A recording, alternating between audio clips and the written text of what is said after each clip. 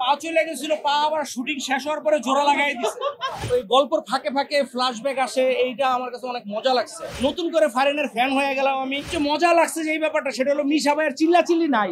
শরীফুল রাজ আগে যেগুলো করছে এই ছবিতে আমার মনে হয় যে আগের সব রেকর্ড ভেঙে ফেলছে। সিনেমা অনেক সুন্দর হয়েছে, সঞ্জয় সমাদ্দার সাহেব অনেক সুন্দর একটা সিনেমা বানাইছে এবং দেখলাম যে এই ছবির গল্প বলার ধরনটা আমার কাছে অনেক ভালো লাগছে।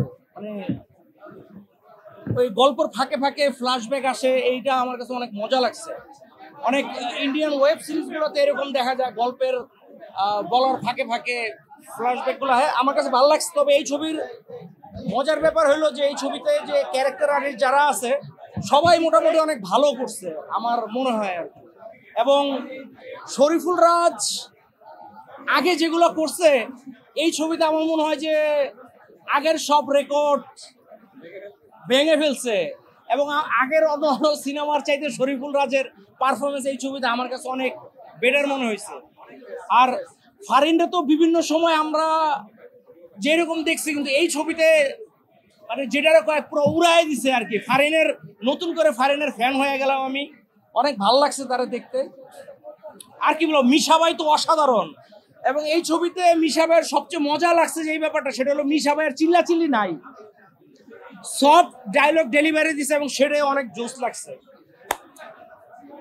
আর রবি ভাই তো যেরকম ছিল ওরকমই, কিন্তু ছবির একটা টাইমে মোশাররফ ভাই আইসা পুরা লাড়াচাড়া দিয়ে দিল আর কি। মানে থাকে না যে একটু গল্প একটু ঝুমায় গেছে, মোশাররফ ভাই এসে একদম পুরা সবার আবার জাগায় দিছে। মোশাররফ ভাইরে এরকম দেখবো আমি ভাবি নাই। আইসাই যেইভাবে উড়াল দিয়ে কোপাইলো মারলো, আমার কাছে হেভি লাগছে মোশাররফ ভাইরে।